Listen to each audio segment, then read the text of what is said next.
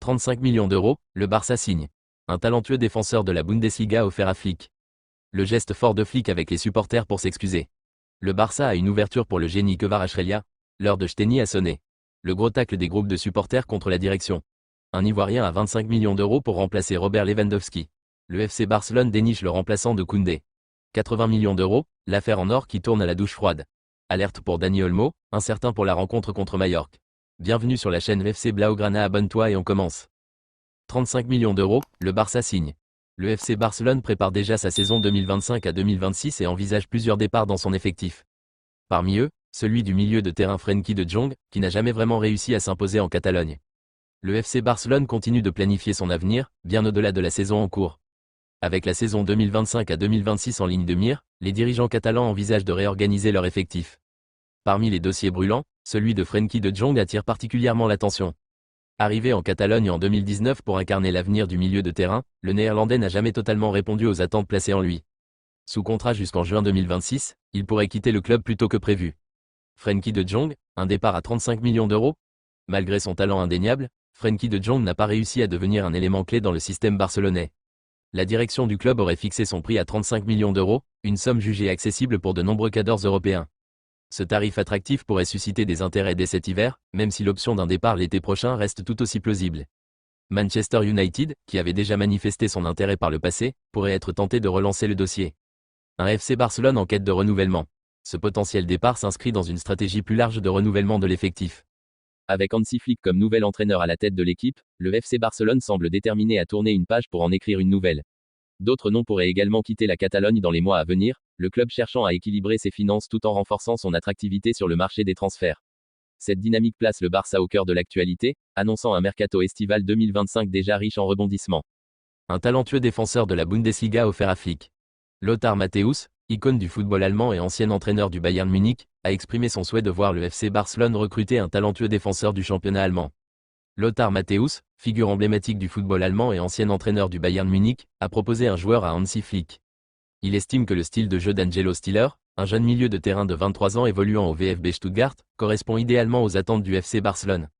Matthäus est convaincu que Stiller pourrait laisser une empreinte significative au Barça et renforcer son milieu de terrain, apportant ainsi une nouvelle dynamique à l'équipe. Toutefois, le recruter ne sera pas aisé pour le FC Barcelone. Une piste coûteuse. Angelo Stiller suscite déjà l'intérêt de Hansi Flick et du FC Barcelone. Selon Florian Plettenberg de Sky Sport, le club catalan a exprimé son intérêt pour le défenseur central. Néanmoins, les dirigeants allemands seraient prêts à discuter si une offre de 50 millions ou plus était faite pour le joueur, un montant conséquent pour le club barcelonais. Toutefois, la situation pourrait changer dans les mois à venir. Stiller, qui est gaucher, pourrait s'avérer être un excellent remplaçant pour Inigo Martinez, dont la carrière touche à sa fin. Le défenseur basque pourrait jouer encore une saison avant de quitter la Catalogne, permettant ainsi de revitaliser le jeu de l'équipe et de marquer le début d'une nouvelle ère avec l'éventuelle arrivée de Stiller. L'engagement de Matthäus à défendre cette candidature témoigne de la confiance que beaucoup placent en lui. Son contrat court jusqu'en 2027 et le FC Barcelone gardera un œil sur lui. Le geste fort de Flick avec les supporters pour s'excuser. Du côté du Barça, le week-end a été douloureux avec une défaite face à Las Palmas pour les 125 ans du club. De quoi pousser Hansi Flick à agir. C'est le genre de geste qui devrait aller droit au cœur des supporters. Comme l'explique Sport ces dernières heures, Hansi Flick, le coach du Barça, a montré une grande connexion avec les supporters du club malgré la première défaite de la saison à Montjuïc contre la UD Las Palmas. Visiblement affecté, Flick a exprimé sa déception lors de la conférence de presse et à sa sortie du stade. Flick s'est excusé à la sortie du stade. Contrairement à plusieurs joueurs qui sont partis rapidement, le coach allemand s'est arrêté pour saluer les fans qui l'attendaient, leur adressant des excuses gestuelles et un baiser. Ce geste, bien que discret, a été apprécié et applaudi par les supporters, renforçant son charisme. Sur le terrain, le Barça n'a pas réussi à trouver le bon rythme. Manquant de coordination, l'équipe a été surpassée par Las Palmas, qui a marqué 2 buts décisifs. Flick a reconnu son incapacité après la rencontre à motiver ses joueurs et à ajuster la stratégie pour ce match. Pour résumer, du côté du Barça, le week-end a été douloureux avec une défaite face à Las Palmas pour les 125 ans du club. De quoi pousser Hansi Flick à agir. En effet, après des propos en conférence de presse, le coach du Barça s'est excusé en direct. Le Barça a une ouverture pour le génie Kvaratskhelia. Le FC Barcelone continue de travailler sur le renforcement de son attaque et place Khvicha Kvaratskhelia dans son viseur pour occuper le flanc gauche. Star de Naples, l'ailier géorgien de 23 ans pourrait devenir une cible prioritaire pour les Blaugrana, qui cherchent une alternative à Nico Williams et Raphaël Leao. Alors que Naples tente de sécuriser Kvaratskhelia jusqu'en 2027, le club italien s'apprête à parer à toute éventualité. Selon A, Federico Chiesa, en difficulté à Liverpool, est envisagé comme potentiel successeur de Kvara. Une opportunité que Naples pourrait saisir pour se prémunir d'un départ de sa pépite géorgienne. Pour le Barça, attirer Kvaratskhelia serait un coup stratégique, d'autant que sa polyvalence et son profil créatif s'intégreraient parfaitement dans le projet de Xavi. Mais les Catalans devront faire face à une rude concurrence, alors que le joueur reste l'une des valeurs montantes du marché européen. L'heure de Chtenny a sonné. Étant donné qu'il n'a participé à aucune rencontre depuis son arrivée au FC Barcelone, tout laisse à penser que l'heure de Chtenny est arrivée surtout avec les récentes performances d'Iñaki Peña. Chtenny était censé devenir le sauveur de Barcelone après son arrivée, suite à la blessure de Marc-André ter Stegen.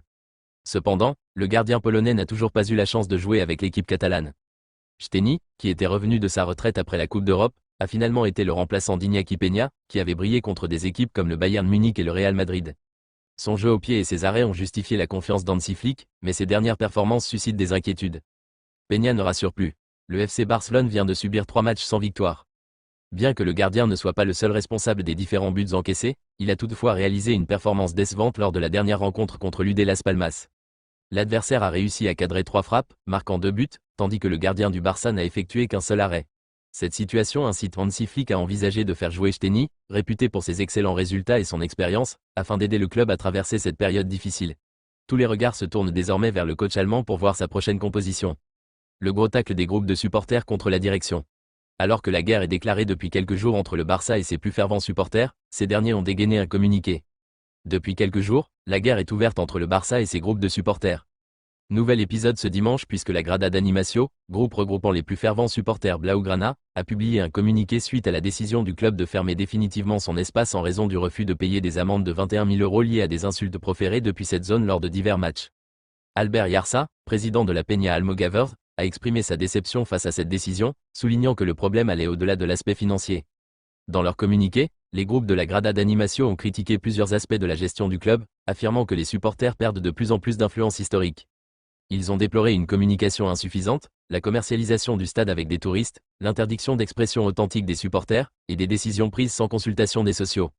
Ils ont également dénoncé la priorité accordée au spectacle et au marketing au détriment de l'identité du club et des valeurs traditionnelles. Le communiqué se termine par une promesse de lutter pour leurs droits de sociaux et de défendre l'essence du club, qu'ils estiment être menacée par la direction actuelle. Le communiqué intégral de Grada d'Animació. Chers sociaux, membres et supporters, ces derniers jours, de nombreux commentaires ont été publiés sur la fermeture de notre espace de soutien. Il est maintenant temps pour nous de nous exprimer.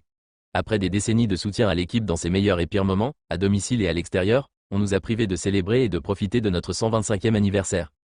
Cela ne concerne pas seulement les amendes économiques que nous ne voulons pas payer, il y a bien plus en jeu. Peu à peu, le rôle du socio, qui a toujours été central, se perd.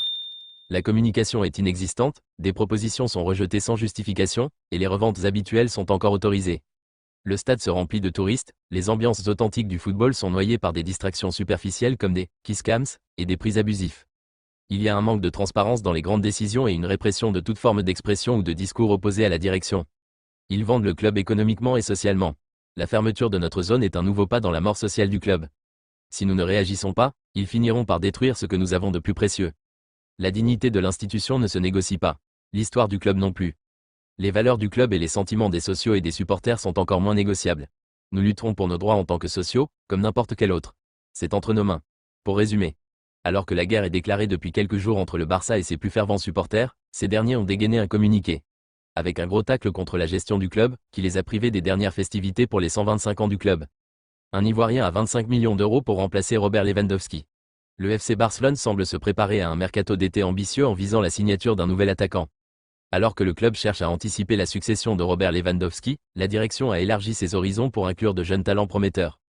Parmi eux, le nom de Karim Konaté, un attaquant ivoirien de 20 ans évoluant au RB Salzbourg, a émergé comme une cible sérieuse. Une belle promesse à Salzbourg. Karim Konaté, qui a rejoint le RB Salzbourg en juillet 2022 en provenance de l'ASEC Mimosa, est sous contrat jusqu'en juin 2028. Sa progression rapide dans le football européen a attiré l'attention des recruteurs, et ses performances actuelles témoignent de son potentiel. Avec 5 buts et une passe décisive en 9 apparitions toutes compétitions confondues, il démontre un talent indéniable qui pourrait enrichir l'attaque du Barça. Valorisé à 25 millions d'euros par Transfermarkt, Konaté est également suivi par des clubs en Angleterre, ce qui pourrait rendre son acquisition plus difficile. Le FC Barcelone devra donc agir rapidement s'il souhaite faire de ce jeune attaquant une pièce maîtresse de son avenir offensif. Le FC Barcelone déniche le remplaçant de Koundé. Le FC Barcelone rencontre des difficultés financières, mais cela n'impacte pas ses ambitions futures. L'un des axes prioritaires de la direction est de solidifier le poste d'arrière droit, et ils ont déjà identifié le successeur de Jules Koundé. La direction du FC Barcelone commence déjà à planifier son mercato prochain. Bien que le club soit satisfait des performances de Jules Koundé et Ronald Araujo, qui peut jouer en tant que latéral, l'équipe dirigeante sait qu'il est essentiel de dénicher un remplaçant capable de rivaliser avec Koundé au poste de latéral droit. Andrei Raciu, latéral du Rayo Vallecano, a été repéré comme un possible renfort, et des discussions ont été lancées pour examiner sa situation. Malgré la présence de jeunes talents prometteurs, l'achat d'un défenseur expérimenté demeure une priorité, et Raciu est sur leur liste depuis plusieurs mois. Un cible accessible. Raciu, qui s'est imposé au Rayo depuis son arrivée, attire l'attention de nombreux clubs européens. Évalué à 4 millions d'euros par transfert market, le contrat du défenseur inclurait une clause de résiliation de 25 millions d'euros, mais celle-ci pourrait être renégociée, offrant ainsi une lueur d'espoir pour le Barça et ses fans. Alors que des équipes, comme Naples, montrent un intérêt, l'incertitude plane sur son avenir. Toutefois, les supporters catalans peuvent garder espoir, la détermination de Raciu à atteindre les sommets pourrait bien le mener vers un club où il pourra épanouir tout son potentiel, contribuant ainsi à redonner au FC Barcelone la sérénité et la force nécessaires pour retrouver les sommets. 80 millions d'euros, l'affaire en or qui tourne à la douche froide. Le FC Barcelone tente de convaincre Jonathan David, en fin de contrat avec le LOSC, de venir rejoindre la Catalogne libre. Mais ce qui ressemblait à une affaire en or est en train de devenir un sacré panier de crabes. Explication. Le FC Barcelone cherche à renforcer son attaque pour les saisons à venir et le nom de Jonathan David figurait, jusqu'ici, en haut de leur liste. En fin de contrat avec le LOSC à l'été prochain, l'attaquant canadien représente une opportunité séduisante.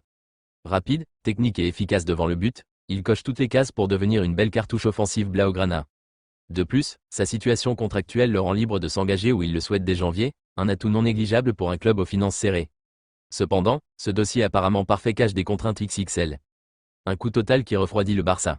Si Jonathan David est accessible sans indemnité de transfert, le coût global de son arrivée pourrait atteindre 80 millions d'euros. Cette somme comprend un salaire estimé à 10 millions d'euros par saison sur 4 ans, une prime à la signature conséquente, ainsi que les commissions pour ses agents. Face à cette addition salée, les dirigeants catalans commencent à douter de la faisabilité de l'opération.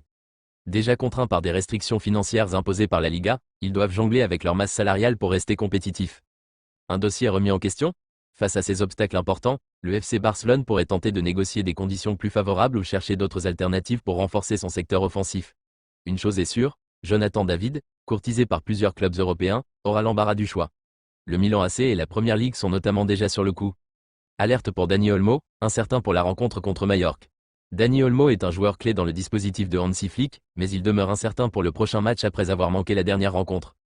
Dani Olmo n'a pas été présent lors de la défaite contre l'UD Las Palmas samedi, en raison d'une gêne au niveau pubien. Son absence a été d'autant plus remarquée que le club catalan cherchait désespérément des solutions pour marquer des buts. Bien que Ronald Araujo ait participé à l'intégralité de l'entraînement avec ses coéquipiers, rendant son retour imminent, cela n'a pas été le cas pour Olmo. Olmo ne s'est pas entraîné avec le groupe.